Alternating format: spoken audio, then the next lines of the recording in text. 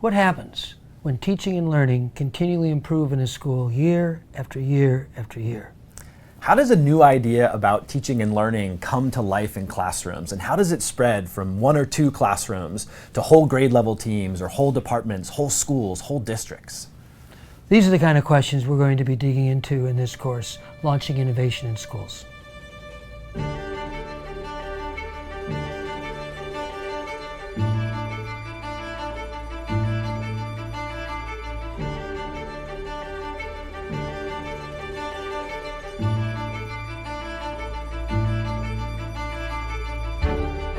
We look at launching innovation through the lens of leadership.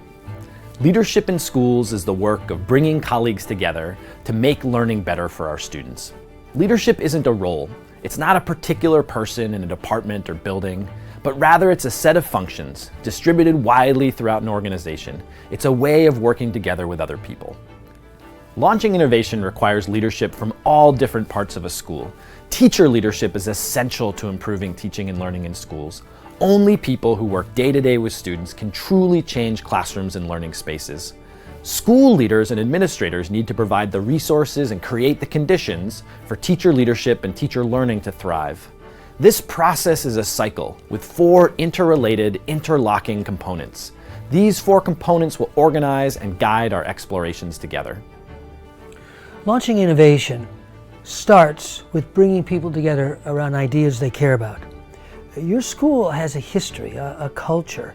It's not like people have been doing nothing. And one of the big problems we have as leaders is often, without even intending, we communicate that, well, what you're doing now is not okay, you need to do this. That actually isn't what gets innovation moving.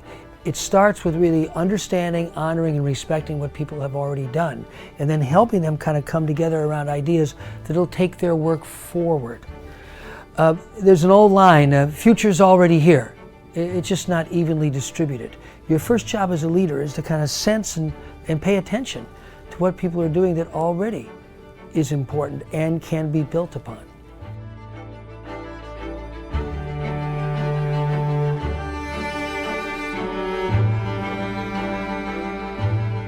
Even if leaders, school principals, superintendents don't unilaterally set a direction, they do shine a light.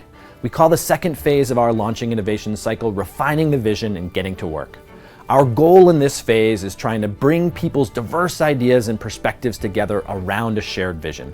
The signature quality of our very best schools is coherence. When you walk through the halls of a great school with a principal, she can point out to you how everything hangs together, how the core values of the schools are expressed in school routines and teacher practices and student work. That happens over time as people come together from ideas they care about and focus on something together that's worth improving. A crucial part of innovation is just getting started. It's not about figuring it all out and developing an elaborate plan, but really getting to work.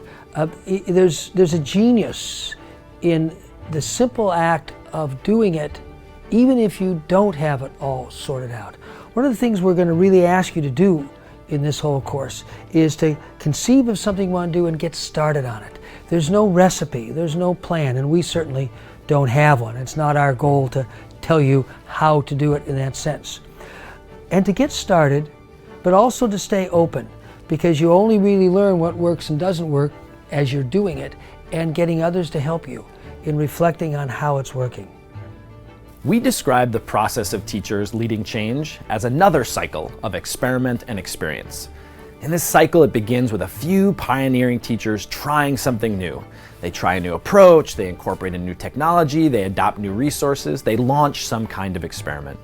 And from each of these experiments, other collaborating teachers and colleagues learn and share and gain new experience. And that experience allows more teachers to plan more experiments. It's teacher leadership that's driving that cycle in classrooms. That's where innovation happens.